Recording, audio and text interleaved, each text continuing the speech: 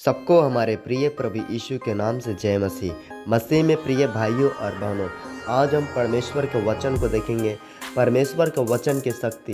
जी हाँ, आज का विषय टॉपिक परमेश्वर के वचन की शक्ति, अर्थात परमेश्वर के वचन के अंदर क्या ताकत और शक्ति पाया जाता है, इस बारे में सुनेंगे। कृपया इस वीडियो के अंत तक ध्यान से सुनें। जब आप भजन संहिता 119 अध्याय का 89 वचन पढ़ेंगे, परमेश्वर का वचन लिखा है स्वर्ग में दृढ़ है, परमेश्वर का वचन स्वर्ग में स्थिर है। यशायाह 40 अध्याय 8 वचन और पहला पत्रस 1 अध्याय 25 और 26 वचन को पढ़ेंगे तो पाएंगे फिर भी वह एक अस्थायी वचन है, यानी परमेश्वर का वचन आपके हृदय में एक स्थिरता से काम करता है। वह गतिशील है और शक्तिशाली है, यानी इब्रानियों 4 का 12 में जब पढ़ेंगे वहाँ पर पाया जाता है परमेश्वर आपके आत्मा के साथ किस प्रकार का रिश्ता रखता है और वह परमेश्वर का वचन महान बातों को पूरा करता है। यशायाह 55 अध्याय उसका 11 वचन। परमेश्वर का वचन रचनात्मक कार्य करता है। परमेश्वर का वचन जो है आपको रचना करता है, आपको बनाता है, आपको जीवन प्रदान करता है। सृष्टि के हिसाब के अनुसार चीज़ें अस्तित्व में आई जब परमेश्वर ने अपना वचन कहा, स्वर्ग में निर्मित हुआ। उदाहरण के अनुसार उत्पत्ति 1 अध्याय 3 और 4, 6, 7 और 9 वचन को। इस प्रक्रिया में संक्षिप्त तौर से भजन संहिता के द्वारा जिसने लिखा है परमेश्वर का वचन द्वारा स्वर्ग में निर्मित हुआ।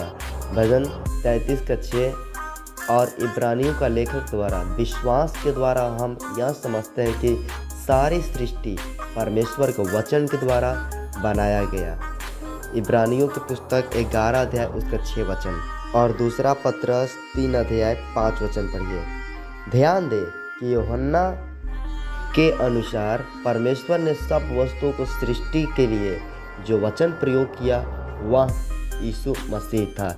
यूहन्ना 1 अध्याय 1 वचन, 2 वचन और 3 वचन। परमेश्वर का वचन में सृष्टि को बनाए रखने की भी शक्ति पाई जाती है। इब्रानियों के लेखक जैसा कहता है, परमेश्वर सृष्टि का सभी वस्तुओं को अपने शक्तिशाली वचन के द्वारा संभालता है, रक्षा करता है, बनाए रखता है। इब्रानियों 1 का 3। और इस प्रकार पौलुस भी पुष्टि करता है, क्योंकि यीशु सभी वस्तुओं में, यीशु के द्वारा जो वस्तु बनाई गई है। कुलुस्सियों 1 का 17 में लिखा है कि यीशु सारे वस्तुओं से उसका संबंध है, उसका एक महत्वपूर्ण रिश्ता पाया जाता है। परमेश्वर का वचन हमें नया जीवन प्रदान करता है, नया शक्ति देता है।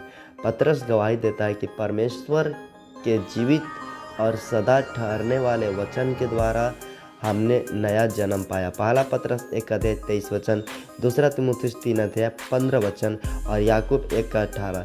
इसी कारण स्वयं यीशु को जीवन का वचन कहा गया है। पहला यूहन्ना 1 अध्याय का 1 वचन। परमेश्वर का वचन अनुग्रह शक्ति का भी प्रकाशित करता है, जिसके द्वारा विश्वासी अपने ईमान, विश्वास यीशु मसीह के प्रति समर्पण करते हैं। यशायाह एक शक्तिशाली चित्र का प्रयोग करता है। जिस प्रकार से आकाश से जल हर वस्तुओं को शारीरिक तौर से बढ़ाती है, उसी प्रकार परमेश्वर के मुंह से निकला हुआ हर एक वचन आत्मिक रूप से आपको, हमको और बाइबल पढ़ने वाले लोगों को परमेश्वर शक्ति और ताकत बढ़ाता है। यशायाह 55 अध्याय 10 और 11 वचन में पतरस उसी विचार को सहयोग करते हुए कहता है। जब वह लिखता है तो परमेश्वर का वचन एक दूध के रूप में प्रस्तुत करता है। पहला पतरस 2 का 2। जब हम एक बच्चा दूध पीता है वैसा ताकत पाता है, वैसा ही हम लोग प्रभु के बच्चे जब वचन पीते हैं, वचन खाते हैं, वचन मन में रखते हैं, हम आत्मिक तौर से वृद्धि और विकास करते हैं। परमेश्वर का वचन तलवार है जो परमेश्वर ने हमें दी और जिसके द्वारा हम शैतान से लड़ सकते हैं। इफिसियों 6 का 17। तुलना करें प्रकाशित वाक्य 19 अध्याय और 13 वचन से 15 वचन तक। ध्यान दें, शैतान की परीक्षाओं पर यीशु विजय के कथन में प्रत्येक बार उसने शैतान को वचन के द्वारा पराजित किया। और यह लिखा है, और क्योंकि लिखा है परंतु लिखा है, इस प्रकार प्रभु यीशु मसीह शैतान को हराए थे। अंत में परमेश्वर का वचन आपको और हमको न्याय करने की शक्ति रखता है। पुराने नियम के नबियों और नए नियम के प्रेरितों से प्राप्त न्याय के वचनों को बार बार कहा गया। यीशु ने खुद स्वयं कहा है, उसका वचन उनको दोषी ठहराएगा जो वचन को यानी प्रभु को नहीं मानते हैं। यूहन्ना 12:48। और इब्रानियों का लेखक लिखता है कि परमेश्वर का शक्तिशाली वचन हृदय को और मन की ढांचे को घेर लेता है, उसको पूरा नया जीवन प्रदान करता है। इब्रानियों 4:12।